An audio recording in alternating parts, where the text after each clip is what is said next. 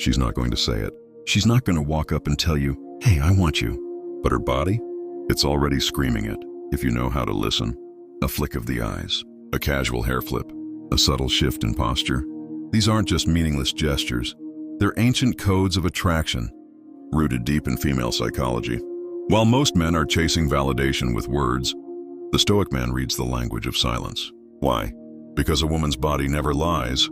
It only whispers to those who are grounded enough to hear. Part 1, the eye lock, her silent confession. When she locks eyes with you, even for a second too long, it's not by mistake. It's not because she's zoning out. It's because she's measuring your presence. A woman's prolonged gaze is her way of saying, "I see you. Now show me what kind of man you are." If she looks, then looks away, then looks again, that's subconscious attraction. It's her way of playing the oldest game in the book. Engage, retreat, engage. But here's the difference. The average man either fumbles or gets needy. The Stoic man, he holds her gaze, calm, grounded, unmoved, not to challenge her, but to invite her into his frame. Eye contact is not about dominance. It's about emotional grounding. If she senses chaos in your eyes, she'll retreat. If she senses depth, calm, and clarity, she'll melt. Part 2, hair touching, her instinctual tease. When a woman touches her hair in your presence, it's biological. She's not even aware of it. Twisting her strands, brushing it over her shoulder, adjusting her ponytail. All of these are signals. She's preening. Why? Because evolution wired her to subconsciously groom herself in the presence of someone she's attracted to. It's not about vanity. It's about chemistry. Her nervous system is slightly activated. She's excited, curious, engaged, and her body is responding before her mind can catch up. The weak man notices and reacts. "You look so good when you do that." The Stoic man, he notices, says nothing, and lets her keep playing with her hair, because he knows the tension is building, silently. And in that silence, and she wonders, why isn't he reacting like other guys? And that curiosity, that's the seed of obsession. Part 3, neck exposure, the ancient signal of trust and desire. There's one body part women only reveal when they feel safe or intrigued. Their neck.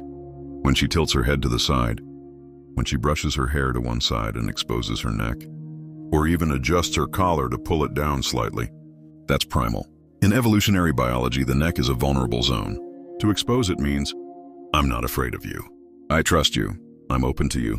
It's not always conscious, but it's powerful. She may be laughing, talking, or acting casual, but her body is telling a deeper truth.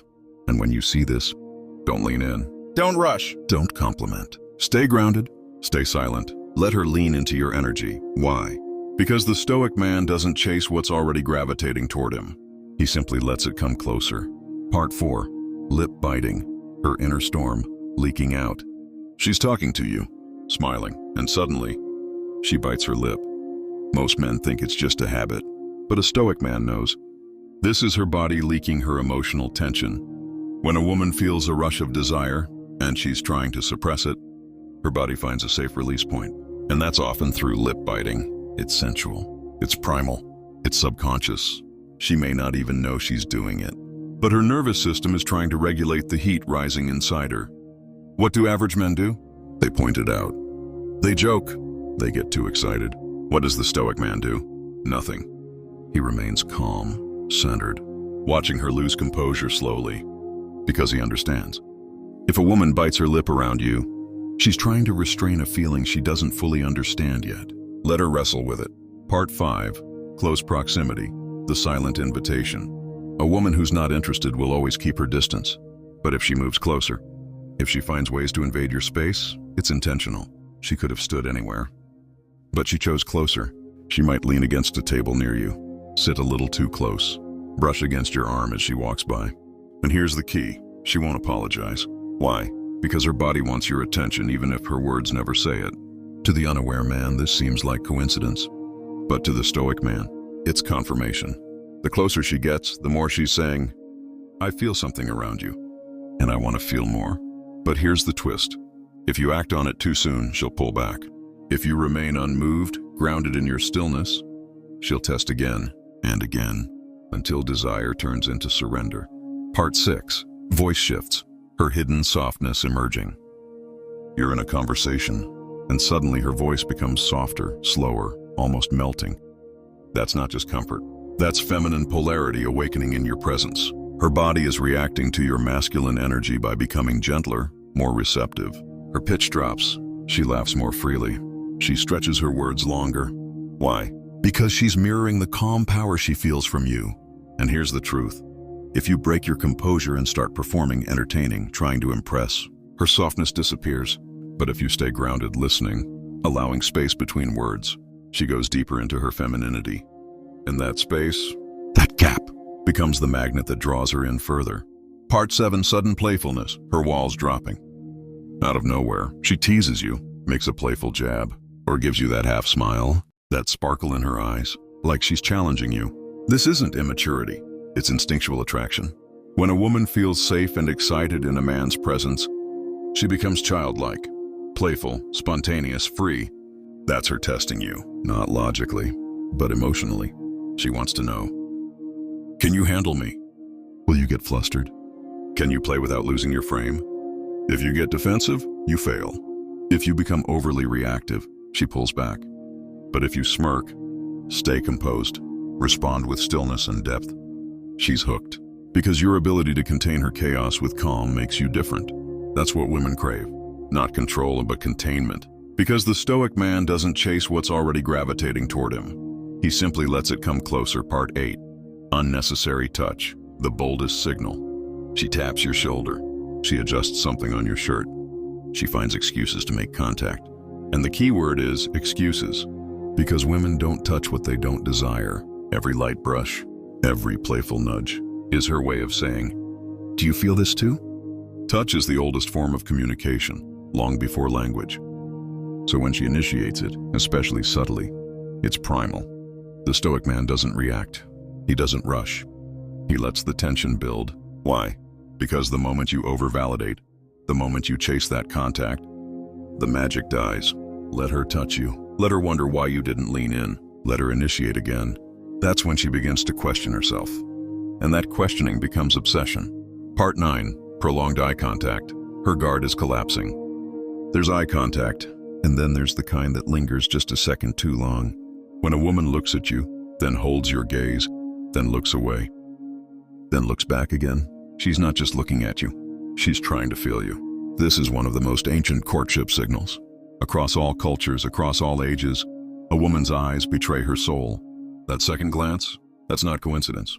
It's curiosity intensifying. And here's the secret.